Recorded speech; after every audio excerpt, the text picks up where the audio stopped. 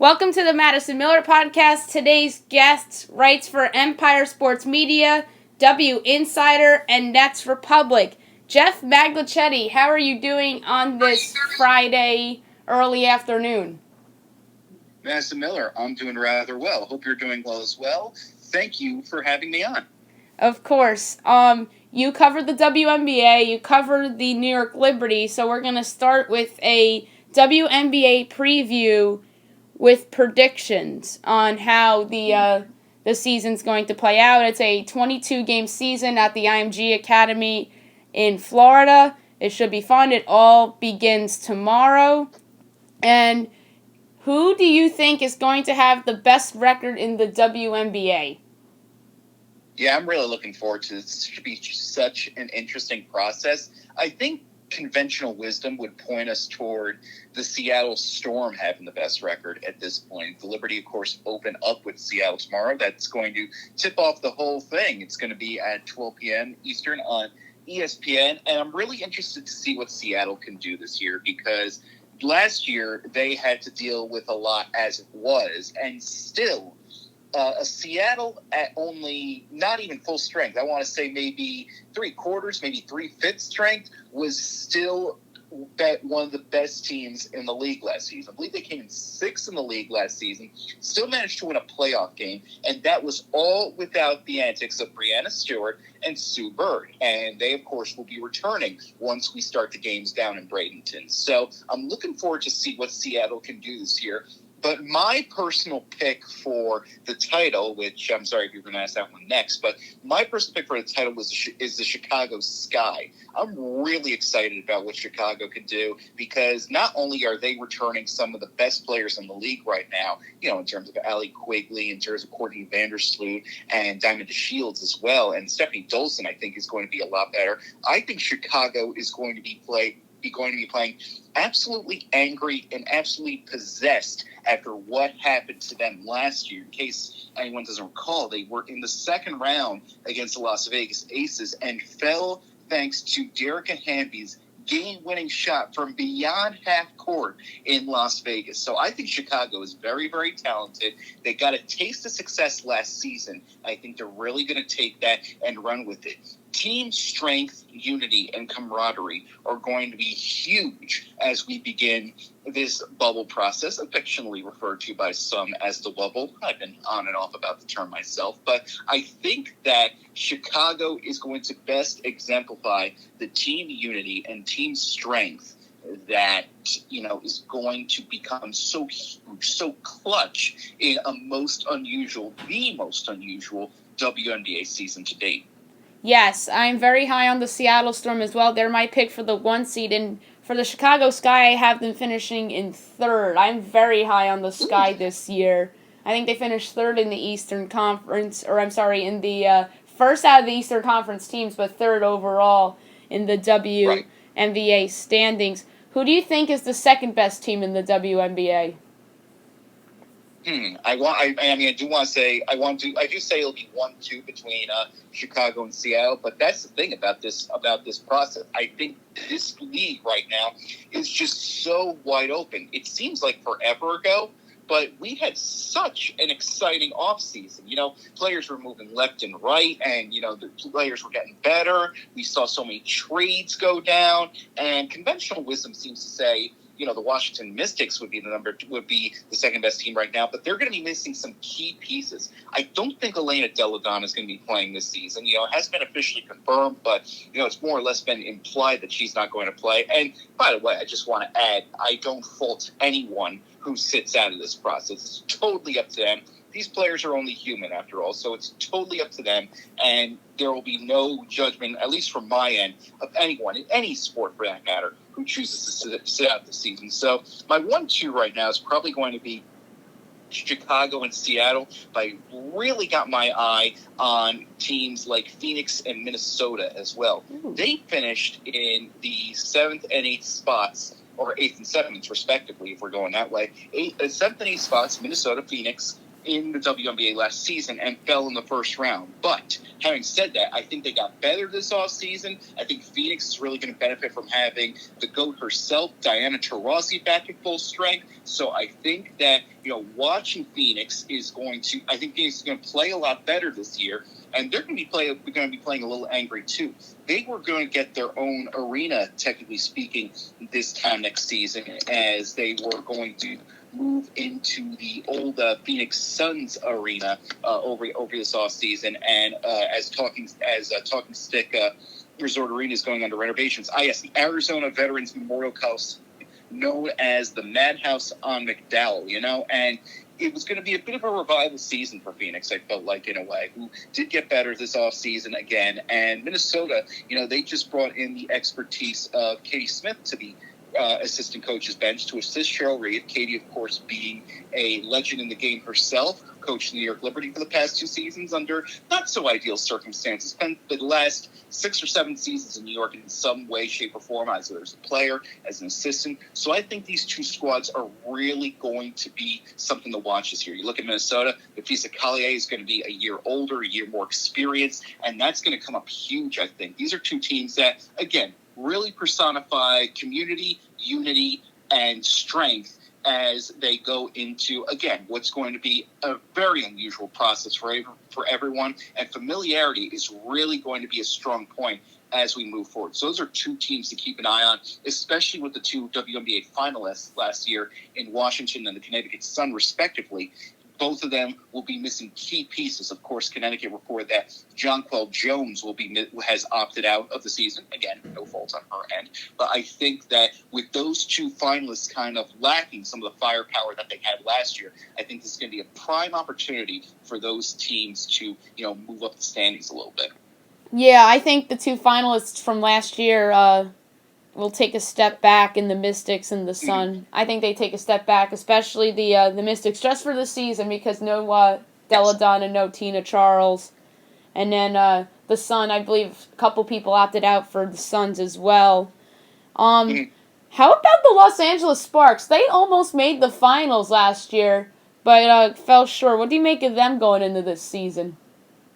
Yeah, I'm really interested to see what the Sparks do. They did this with a bit of, controversy last year. Now they fired their GM in Penny Toller, and they had some little bit of issues with Derek Fisher last season. But still, they managed to put up 22 wins last season, and they didn't have any draft picks, but they did acquire Christine Inigwe from Dallas and a 2021 third rounder for Marina Mabry. And I think that, and they also acquired Brittany Sykes from Atlanta for Kalani Brown, who, of course, partially opted out of the season, revealing she tested positive for COVID-19. And LA also signed Christy Tolliver, Simone Augustus, and also brought in Rashonda Gray, who, if the Liberty won a few more games last season, Rashonda Gray would have definitely warranted some consideration, I feel, for most improved player. And they didn't lose too much in terms of this. Tolliver did opt out, as did Shanae Ogumake, but they're also returning Nneka Ogumake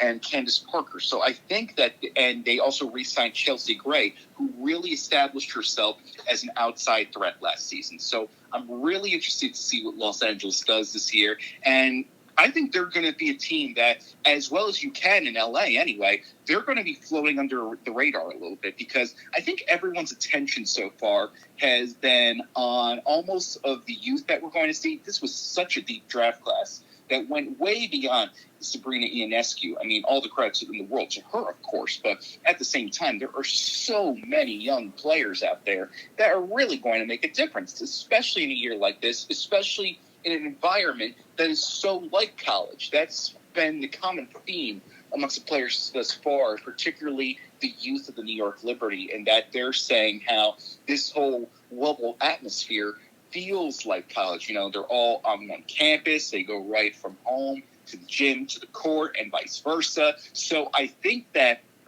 LA, as a team that is stacked with veterans, is going to be a team that floats under the radar for some, as much as you can, donning the yellow and purple of Los Angeles anyway. So I think that Los Angeles is going to be a team to keep an eye on, and I definitely think they could get a winning record. And I think they can definitely contend mid-pack. And they're another team that, of course, as we were just talking about, that can take advantage of the relative, if only temporary, downfalls of Washington and Connecticut.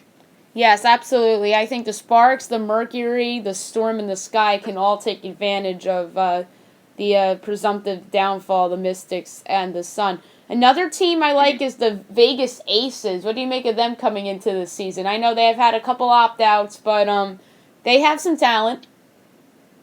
Yeah, you're right about that. I mean, I think their opt-outs are going to be just a little too much to overcome at this point because, I think that you got several players. Liz Cambage was one of them who opted out. Kelsey Plum is going to be missing the season with a torn Achilles. They lost Sydney Colson. They lost Epiphany Prince, and they did, however, add Angel McCautry, which is going to be really interesting to see from that end. And I really would like to see what Vegas is able to do with this experienced roster, especially with an experienced coach in Bill Laimbeer at the helm. And he, of course, entering his third season. So Vegas is another team that's going to be kind of angry at the way that 2019 ended, falling in 4 games to the eventual champions from Washington in the semifinals. So I'm interested to see what happens with Las Vegas, with such an experienced roster and such an experienced coach. They lost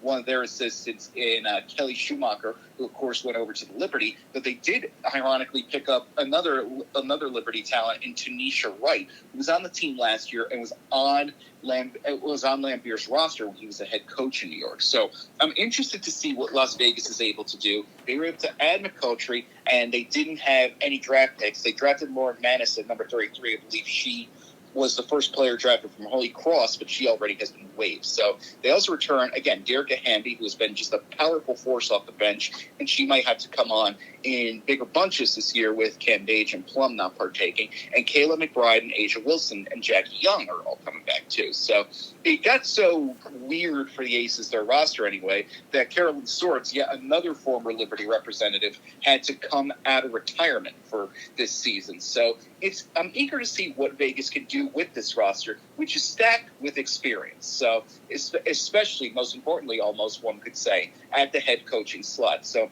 eager to see how Laimbeer holds this team together and what they're able to do with a bit of a shortened roster, especially after last season when many were touting Las Vegas as, the WNBA's quote-unquote first super team in a way. I believe that was a real popular take last season. So eager to see what they could do now that their roster has been trimmed down a little bit by forces far beyond their control.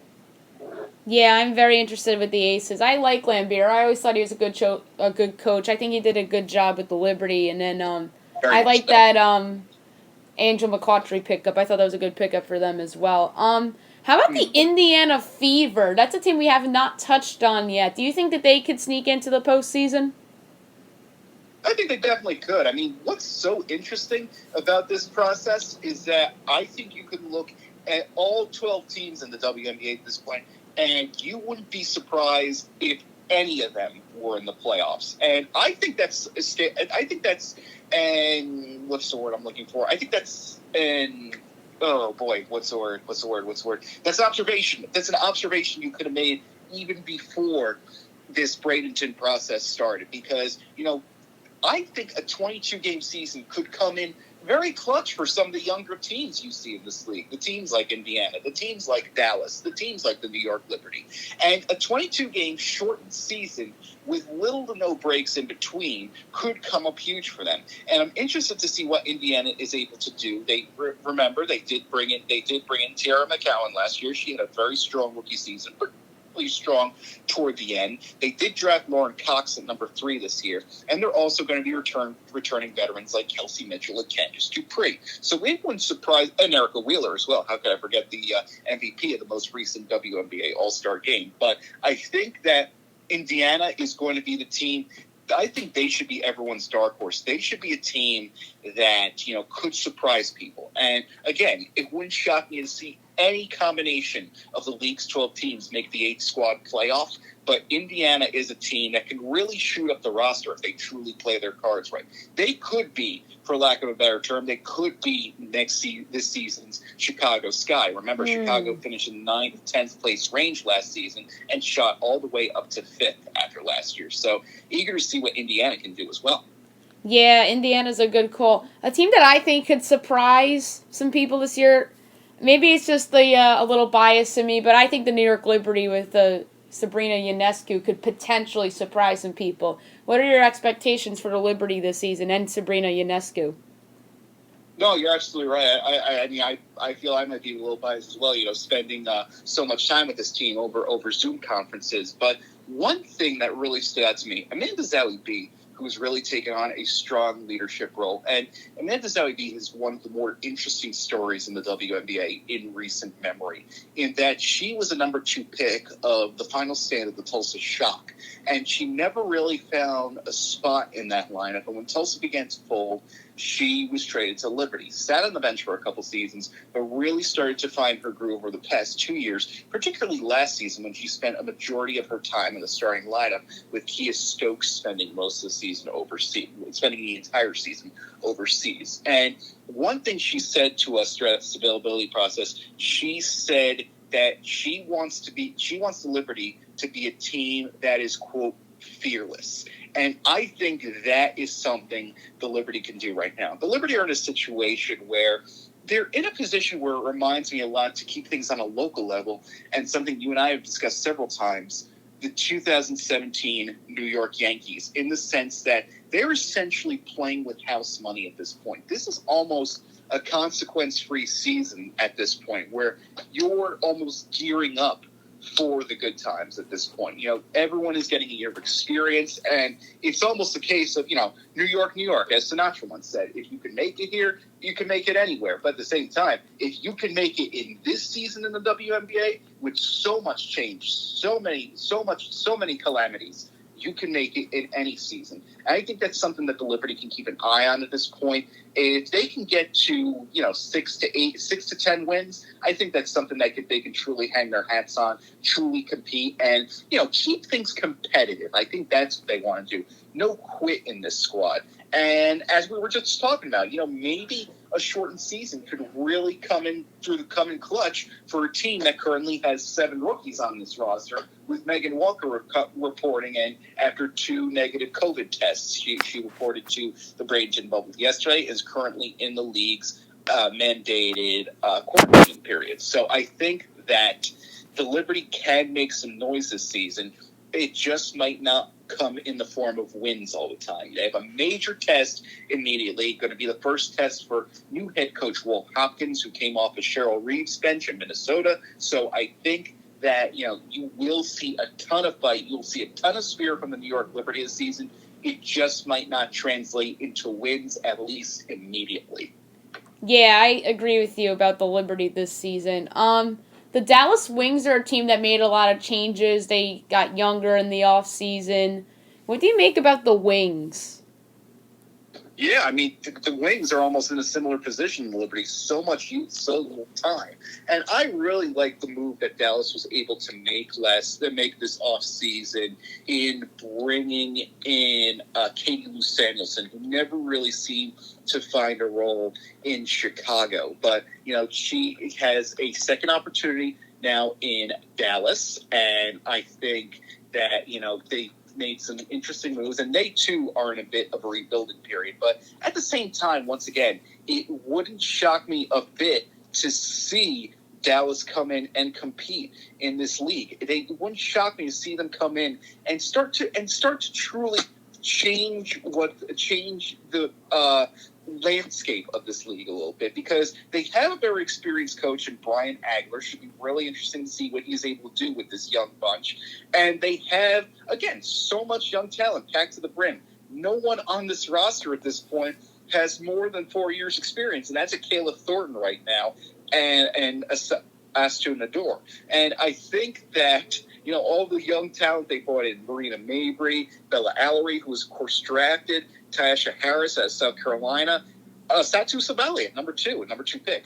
They're almost, you could almost say they're like the Southwestern version of the Liberty at this point. And once again, I think it's interesting in the sense that, New York and Dallas is a most unusual football rivalry. You can start to see it on the basketball court too a little bit, because these two teams are starting to rebuild with homegrown young talent. And of course, you're going to have the Oregon sisterhood in there in Sabali versus Ionescu. So I think that Dallas is on the right path in their rebuilding period, and they're going to be another team where you are going to see strides from this organization. It just might not come in the form of immediate wins. But, if League Pass rankings are still a thing, I believe Zach Lowe of The Ringer came up with the term, League Pass rankings. And although you look at the Liberty's national TV schedule, they're on national TV quite a bit this year. So good for them in that regard. But if you went with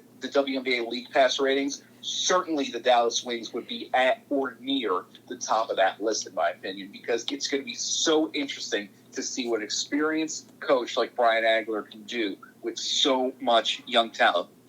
Isabel Harrison is another one I want to point out, along with Megan Gustafson, too. Yeah, the Dallas-New York thing could get interesting the next couple years with the two former Oregon players there. The last team that I wanted to talk about is the Atlanta Dream. This is the team I think is taking a step back. Angel McCourty leaves for Vegas, and 2 starters are sitting out of the season. What do you make of the Atlanta Dream? Yeah, Atlanta's another one who, they did start to, make things a little better this offseason, but at the same time, it will be a bit of a struggle for them going forward. And we saw how crazy last year got. So I think that, Nikki Collin she's very good at what she does. And of course, there are circumstances out there beyond their control that should be resolved at some point sooner or later. And they were able to bring in Courtney Williams from Connecticut, but they also brought in, as we were talking about before, Kalani Brown, who once again will miss at least the start of the season with a positive COVID test. But you look at what they were able to do with the draft, and I'm really interested to see what Kennedy Carter can do, the 4th overall pick. To me, the Rookie of the Year battle is going to come down to Carter and Ionescu, because they are the 2 rookies, in my opinion right now, that have the best potential to put the V in MVP for their respective squads. So that's something I always like to consider when considering Rookie of the Year, but I know other voters might not feel that way. And more power to them. But I think that Carter and Ionescu can most put the V and MVP for their squads and lead to increased wins. And with so much uncertainty surrounding the Dream right now, I think Carter is going to, take on a leadership role almost immediately down there. So it'll be interesting to see what happens. Yeah, it should be interesting to see what happens. Who is your pick for the league MVP for this shortened season? Oh, wow, that's a good question, and it's going to be really interesting to see what happens, because again, this is a season unlike any other, and there are going to be so many players that are going to step up for the clutch for these squads right now. I think a dark horse to keep an eye on would be Nafisa Collier down in Minnesota. We talked about how she's the reigning Rookie of the Year last year. She's going to be a year older, a year better perhaps, so I think she's someone to keep an eye on. But I think right now, if I had to pick, you're going to want to keep an eye on the duo of, I think you're going to want to keep an eye on Breanna Stewart to get another MVP award for sure, because Seattle was able to at least weather the storm, pun very much intended, down in Seattle with both Stewart and Bird, with both Stewie and Bird out. But at the same time, they were nowhere near the dominant power. They were nowhere near the dominant. They displayed nowhere near the dominance that we have become so accustomed to coming out of Seattle. So I think that, and it didn't help last year that Seattle was a bit of a flux situation with, they were more or less evicted out of Key Arena last year. I know it's got a different name now, Climate Pledge Arena, or it was known as Key Arena last year, but you get it. They were more or less evicted from their home last year and had to play most of their season on the road. Most of it was spent over at the University of Washington while that was going on. So I think that Seattle was able to weather the storm last year, but at the same time, it was nowhere near the dominant brand of basketball that we've come to expect from them. But with Stewie back in the saddle, along with Super, I think that Stewart can make this team so much better. They can make them so much more dominant, and she is the reason that Seattle topped so many preseason WNBA power rankings, which all might be all rendered meaningless anyway a week or two from now with the amount of parity that this league has. So I think Kalia would be my dark horse at this point, and I think that Stewart would be my favorite. Yeah, I am picking Brianna Stewart for the MVP too. I think this is a big comeback season for her. So give me Brianna Stewart coming off the injury. I think she will win the WNBA MVP award. You gave your title pick away with the Chicago Sky before. Who do you have them defeating in the WNBA finals? I think it will be Seattle because, this is an interesting year because it can represent, the past, the present, and the future all at the same time. And I feel like Chicago is the present right now. And I feel like Seattle's almost a mixture of all three in some regards, because even if and when Sue Bird retires, and she mentioned she opted into this season because she felt like if she didn't play the season, she wouldn't be able to come back at all. I feel that, Seattle can remain a dominant force with players like Stewart, with players like Jewel Lloyd, still reigning strong for the Storm. So I think that Seattle's an interesting combination of all three. But Chicago, a talented bunch of sharpshooters, returning talent, familiarity, camaraderie is all going to play, and just pure anger over the way last season ended, or pure intensity over how last season ended. I think that they have the advantage in the immediate future. So I think my finals pick right now is Chicago over Seattle. I am reversing your pick, and that's what my pick is going to be. I'm going to go with Seattle over Chicago. I just like the Storm. I love Brianna Stewart, Jewel Lloyd, Sue Bird back. So give me the Seattle Storm to win the title this season. Let's switch gears to Major League Baseball. It started last night with our beloved New York Yankees getting a 4-1 win over the Washington Nationals in a rain-shortened game. Let's just quickly go through the divisions and which teams you like in every division. I think the AL East, we agree with the New York Yankees here. Oh, undoubtedly. And I understand this is meant to be a temporary thing, the expanded playoffs, but I simply fear that, the potential revenue that comes from these expanded playoff rounds might be a little too much for the owners to resist. But we'll go with the flow for now. I think the Yankees are going to take the AL East for sure, but I don't want to write off the Tampa Bay Rays by any stretch of the imagination. Tampa Bay has made a reputation as being, a quote-unquote little team that could, in a way. And I think a team, again, in such a shortened season, a team like Tampa Bay is going to be particularly dangerous, especially with so much youth they have on that roster right now. So I think that the Yankees will win that division, but I think Tampa Bay is going to earn one of the wild cards, or one of the several wild cards we got going right now. I agree with you. I have Tampa Bay in that 4th spot, and I have the Yankees winning the American League East. Who do you like in the American League Central?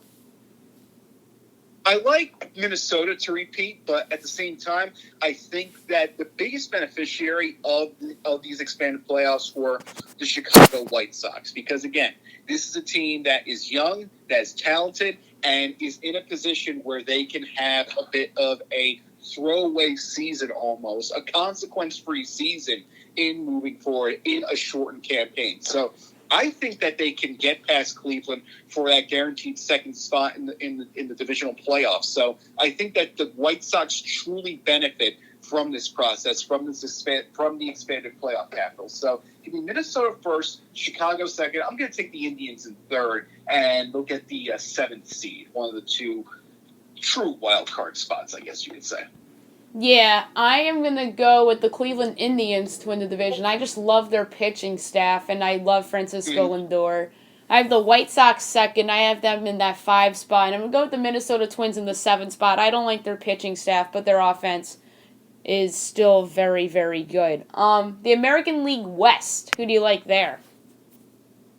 The West, I am going to go with Oakland. I think, once again, they also benefit from a short season, and I think that they're going to take advantage of the relative uncertainty surrounding the Houston Astros right now, because I think that the Astros' revelations this offseason, nothing more needs to be said about that. But I think that's going to overshadow any good that Houston tries to do this season. And I think Oakland is in prime position to take advantage. The Astros will to get a wild card spot, but even before the expanded playoffs, I had them losing in the wild card round to Tampa. So I think that Oakland gets the division. I think that the Astros come in second, and I think, let's face it, it's probably why we're getting expanded playoff capital in the first place. I think the Angels come in eighth, and Mike Trout gets a long-awaited playoff berth again.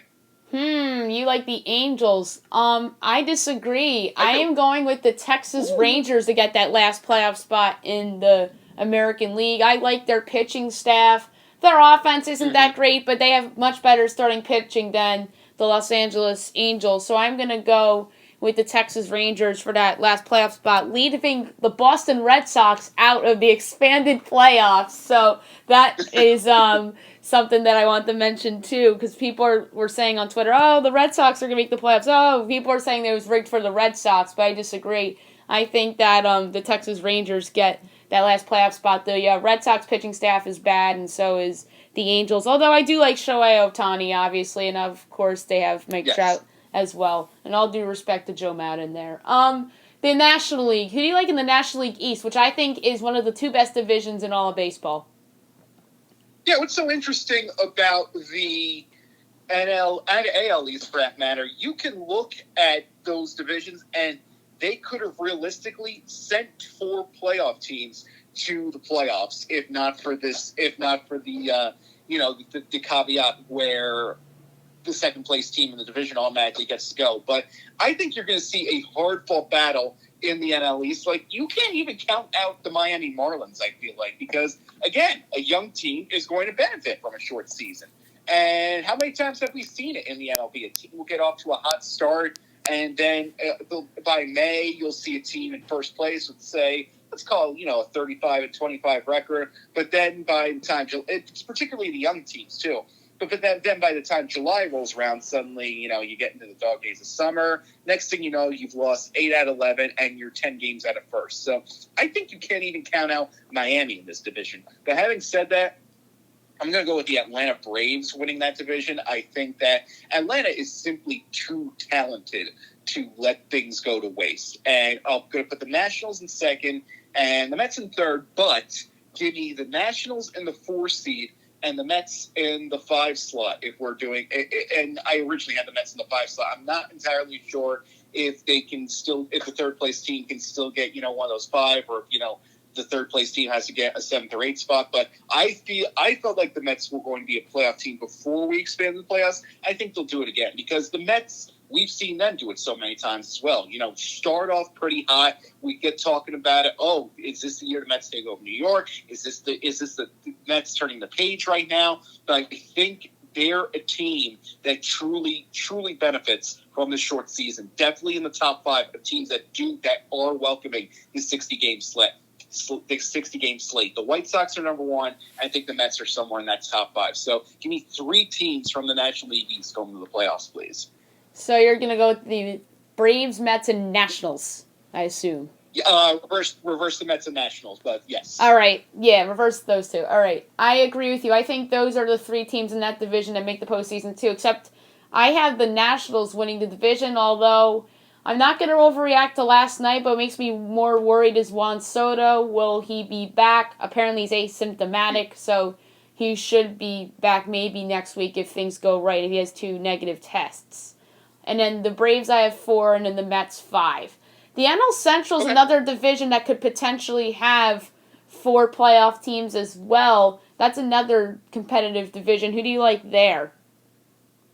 Yes, right now I'm going to put Milwaukee in there. I think Christian Yelich is really going to push that team forward, and Milwaukee is a team that's going to be very angry over how their season ended last year. Of course, that wild card thriller against the Washington Nationals, who of course went on to World Series, and so I think Milwaukee, armed with one of the best looks in baseball, going back to the MB glove logo, I absolutely love it. So I think Milwaukee is going to take the division there. They will seed in the 3rd slot. And I think that the Cardinals and Reds are going to take the other two slots in that division. So give me those two in the slot. Give me those two in the de facto wild cards in the Cardinals and Reds. And the Cubs are going to compete, but at the same time, I think kind of the magic is almost start to run out a little bit of Wrigley. So give me the Brewers in first, the Cardinals in second, and the Cincinnati Reds, who made several good moves this offseason, over in third place, please. All right, I like the Reds to win that division because of all the good moves they made. Great top three in their rotation. I like the Cardinals in that sixth spot, so I have them in second, and then I'm going with the Chicago Cubs to go back to the postseason as the eighth and last spot in the National League. All due respect to the Brewers, who you like, I just don't trust their starting rotation. I love Yelich. I think he'll be in the MVP conversation again because he's such a great player. And Josh Hader is such a good arm out of that bullpen. So I won't be surprised if the Brewers make the playoffs because the playoffs are now expanded. So I just want to throw that out there. And the National League West, I think it's easy who will probably win that division. Yeah, it's LA's division to lose at this point. And since you got to put another team there, since second-place teams are making the playoffs, I think that will go to give me Colorado in that spot. I think they'll hold off the Diamondbacks for 8th spot. Have a special place in my heart for the Padres. I think they're a young team that feels like they're a year or two away in that mode. But give me Colorado in that slot right now with LA getting the 1. Interesting. I don't think I've heard somebody pick the Rockies yet. That'd be a somewhat surprise to some folks. But like I said earlier, expanded playoffs. I could see Nolan Arenado carrying them. Maybe some of those young arms step up. For that second spot, I'm going with the Diamondbacks. I love Madison Bumgarner. I've always been a big fan of him. Zach Gallen's a good young arm in that rotation as well. Maybe Robbie Ray gets better. I like the Diamondbacks offense too. They added Starling Marte. Ketel Marte's a star. So give me the Diamondbacks. I'm going to pencil them in the 7th spot in the National League playoffs. And we have some breaking news before we get to the World Series. The Buffalo Blue Jays. What do you make of them playing in Buffalo? Well, it gives a whole new meaning to the term buffalo wings, doesn't it, Madison? But, yeah. But I think that, that was a move made. That was best for all sides. And, this is going to be an interesting year from every perspective. And I think it goes without saying, whatever keeps people and players the safest possible, I think we can all get on board with. And obviously the city of Toronto they were fine with an NHL bubble setting, which I get it, totally fine. And it looks like things are working over there. Only 2 positive tests recorded in the NHL.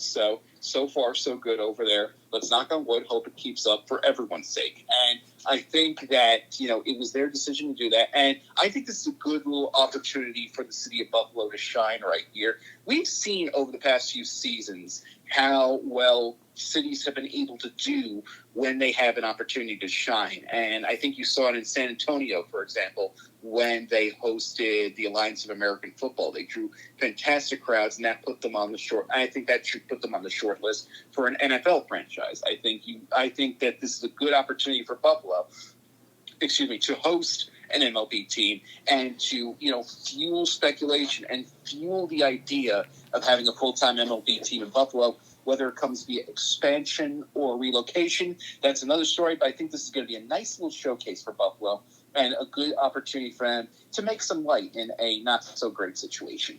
I agree with you. This is a good opportunity for that city to get some fuel and start some rumblings. And last thing with baseball, your World Series prediction.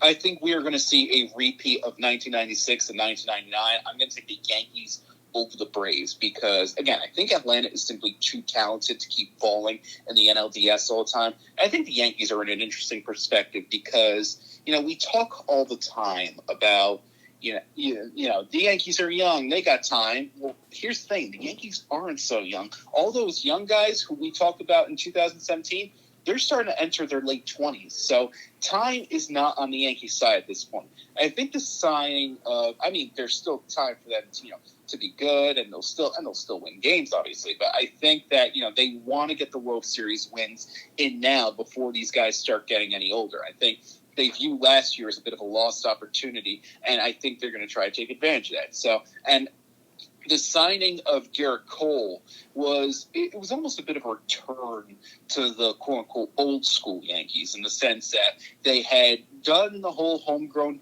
farm talent thing for quite a while now, and they've used it to their success, and they've used it to build the case toward MLB favorites right now, or at least AL favorites at the very least. But now, once they've gotten past that step, they want more. And Garrett Cole can be that final piece that allows them to take the next step and get that elusive World Series title, or yet another World Series title. But either way, I'm going to take the Yankees over the Braves in the World Series.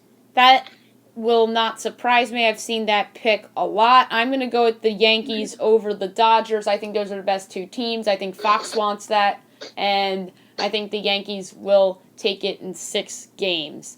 All right, before we go, we'll talk some NASCAR. What did you make of last night's race? Denny Hamlin comes away with the checkered flag.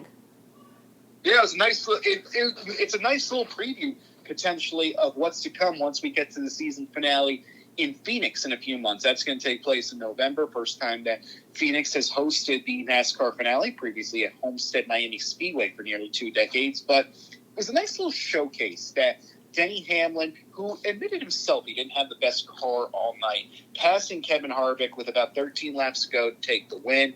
And it could well be a final showdown between Denny Hamlin and Kevin Harvick for the title. The two have combined for 9 of the 19 Cup Series victories we've seen this year. I think also you have to keep an eye on Ryan Blaney as well. He's personally my pick for the driver to beat right now, because it's an absolute sin that Ryan Blaney only has 8 NASCAR Cup Series wins to his name right now, because I think he's just been so dominant and has seen his day ended by bad luck so many times. I mean, we saw it at Bristol. He had a big lead on Brad Keselowski toward the end of the second stage in the Supermarket Heroes 500. But an incident involving a lap car, I believe it was Ty Dillon, unavoidable.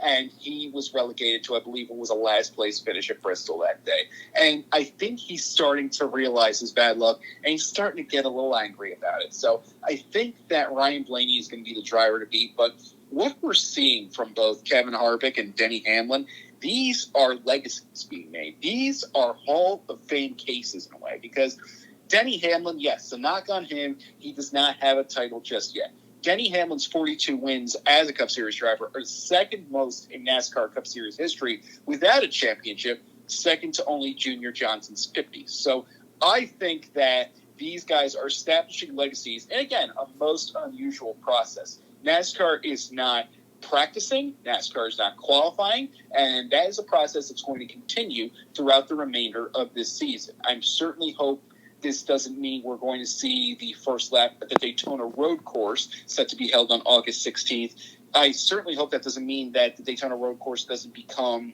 the third act of the Blues Brothers, which a bunch of cars piling up into each other on the first lap, but we'll see what happens there. But Hamlin and Harvick have done a tremendous job, and they are establishing legacies. Hamlin is starting himself. Hamlin said that even if he doesn't work out a championship this year, he is pleased with the way the season's gone. Of course, he wants a championship. He keeps saying, I hope we keep winning races. I hope our last win this season is at the last race at Phoenix. And I think he's establishing his legacy as one of NASCAR's finest drivers in this new century. And Kevin Harvick, who, let's face it, he was always going to the Hall of Fame because he has the title under his belt. He's made his impact as both a driver and an owner. Has found some fantastic new talents. And the way this guy had to start his career, he had to start by taking over for Dale Earnhardt after the Intimidator tragically passed away at the end of the 2001 Daytona 500. Won in his 4th event, won another race at Chicago in that year, and finished 9th in the standings. 2002 was a nightmare, but since then, he has gone on to be one of the most consistent drivers in the circuit. And what he is doing now, he is making a case for being included in NASCAR's legendary list. He has more than 50 wins, and I think this season, with no practice, no qualifying, is only solidifying his legacy. So happy Harvick and Denny Hamlin. These guys are making Hall of Fame cases, but I think Ryan Blaney is the driver to beat right now for his first title. I couldn't agree with you more about Harvick and Hamlin, and Blaney is racing very well right now. And last but not least, give me picks for the two. I believe we have Xfinity and Gardner trucks this weekend, do we? Yes, we do. In fact, we have 2 Gander and RV.